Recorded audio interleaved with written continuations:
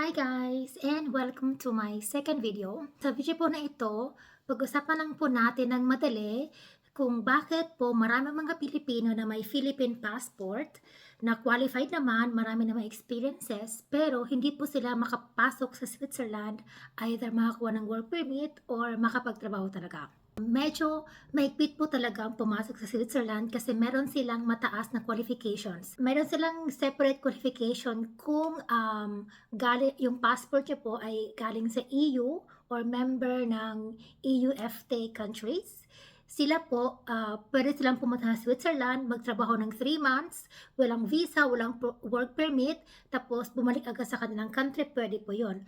Pero sa atin po, sa mga Filipino or member ng third world countries, ang allowed lang na bigyan ng work permit ng Switzerland ay yung mga very top tier level na qualifications sa mga people na tipong hindi sila basta-basta nakukuha nila sa Switzerland.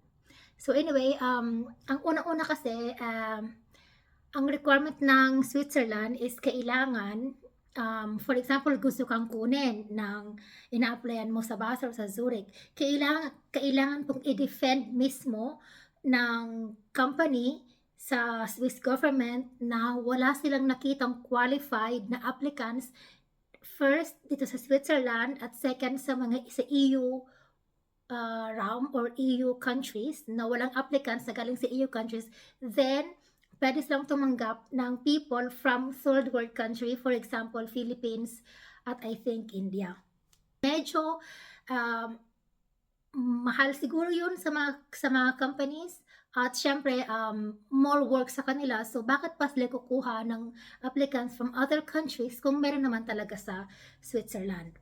At yun nga po, ang inaalaw lang talaga ng Switzerland na makapagtrabaho sa Pilipinas from third world countries kaya natin is, for example, yun nga, scientist ka or specialist ka sa isang, I don't know, special IT division, or na hindi talaga siya normal or high qualified doctors, pero for example po na cleaner or kaya factory worker or even teacher, um, almost no chance po talaga siya.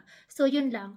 Papaano naman kami nandito na Switzerland, papaano kami nakapunta dito at nakapagtrabaho, nagkaroon ng work permit? Simple lang po yan. A FAM.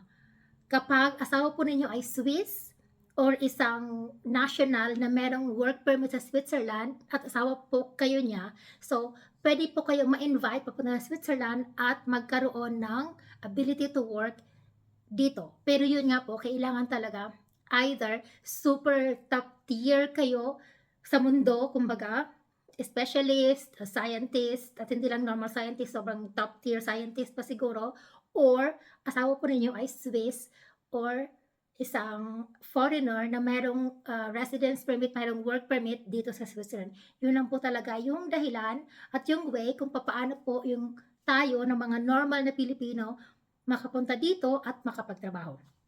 So, yun lang po ang video na ito, and thank you for watching and see you next time. Bye!